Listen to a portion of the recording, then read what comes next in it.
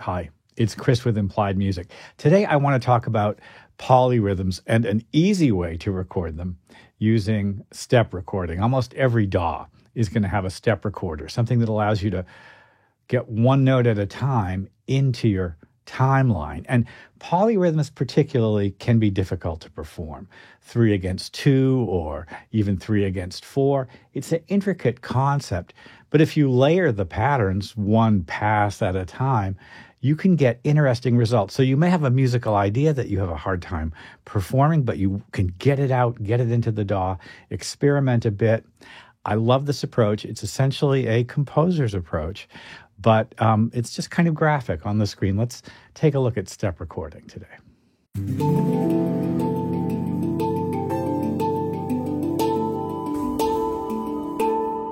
Well, first of all, if this is the second or third video of mine you've seen and you're getting something out of the channel and you're not subscribed, now's the time to subscribe. I do music theory, product reviews, tips and tricks in DAWs, keyboard shorts, things that are just trying to support your own musicality. It's music theory, yeah, but I think it's music theory for everyone. I hope it's useful and functional for your music. Well, that said, comments help a lot too, and I'm very interested in hearing what's up with you and just kind of what's going on. So let's just jump in, and I think I want to do a quick review here. Here's a simple 3-beat pulse.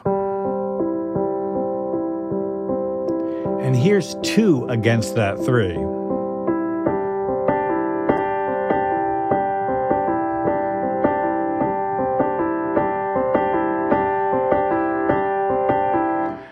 It's not that easy to perform something like that, and if we add melodic elements to it, it can get pretty complicated. Now, I want to use step record to do that. Step recording in Logic involves a couple of sort of things that you need to do. And the first one is to go up to these MIDI icons here. And, this is the MIDI out icon, which allows us to play notes when we select them. This is the MIDI in icon.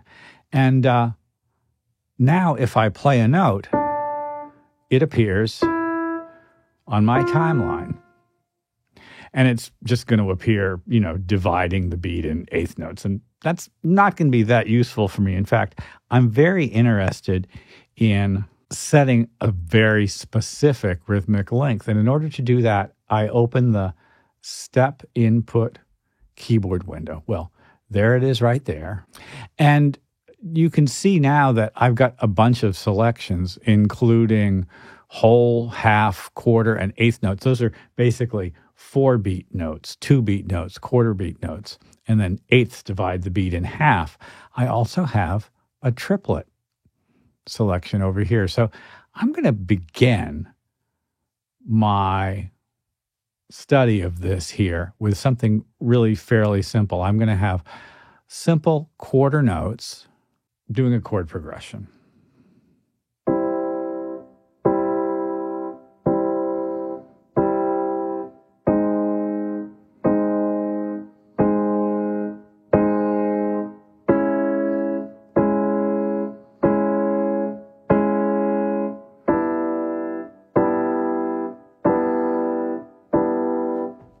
If I play space, it's not going to run. It's just going to play the first note. And that's because the step input keyboard is open. And I'm going to turn off the MIDI input. We'll just listen to what I just played. Very simple, straightforward pulse.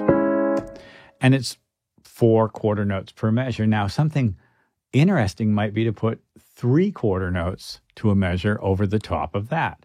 So I'm going to turn on MIDI input. I'm going to open up the step input window again. I could use Option Command K to get it open. Select half notes, select triplets.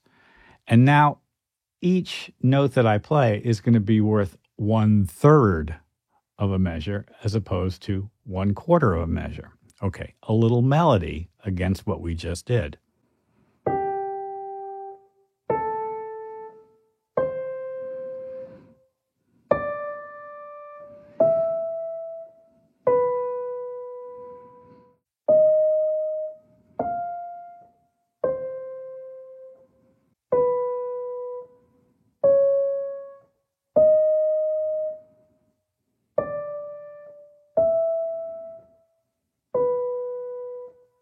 And now I've got a melody which sort of soars over the top and also gives me an unusual rhythmic identity.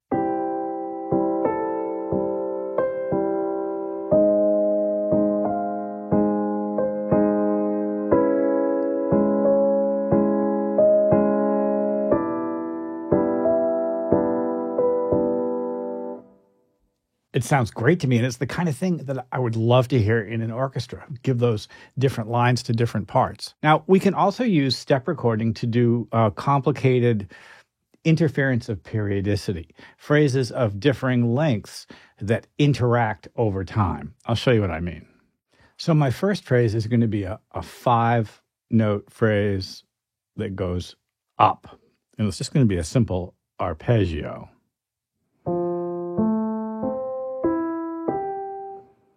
As I play, I have to be careful to let go of notes so that it doesn't overlap and put everything on the beat. Now, of course, a 5-note phrase is going to overlap the 4-beat bar line, right? These are 1/8 notes.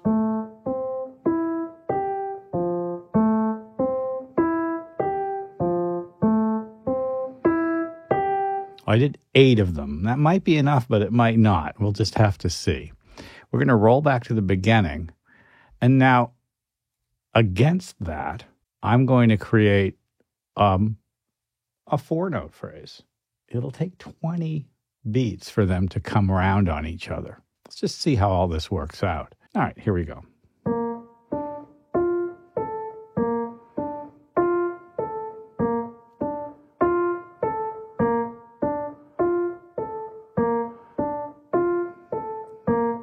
There, it just repeated.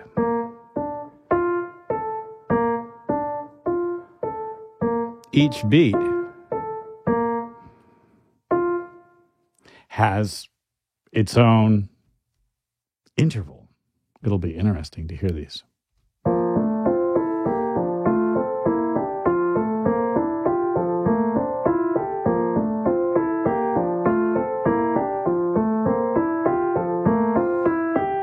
You get it, right? So let's do that same part, and I'm going to offset that second part by an 1/8 note. Same notes.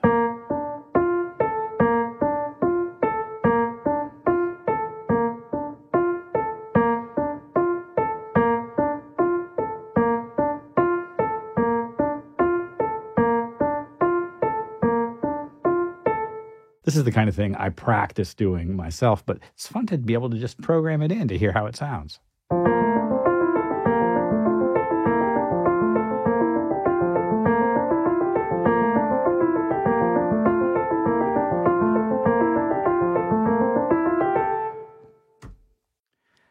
Well, if you're like me, and I hope to God you're not, you've probably already thought of any number of other sort of applications for your own work of using this. I mean, it could be something as simple as carefully building stacks of notes that you wouldn't comfortably be able to play on piano, just to create a simple chord progression or a more complicated chord progression that isn't something that you could have easily approached just in performance. It's also a way of kind of examining exactly what it is that you're doing. And I'm always in favor of that because I really like to know the details of my compositions, not just the broad strokes. Step recording's been around forever.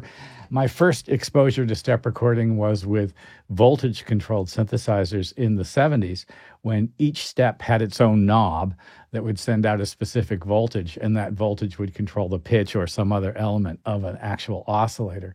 And you can get some amazing results that way. You can even voltage control the speed of each step as well. Well, there's a lot of interesting applications here. Step recording, I just think it's a really powerful tool. Well, I hope this has been useful. Like and subscribe. Ding the bell. I want you to get notifications when my videos drop, and I'll see you next time.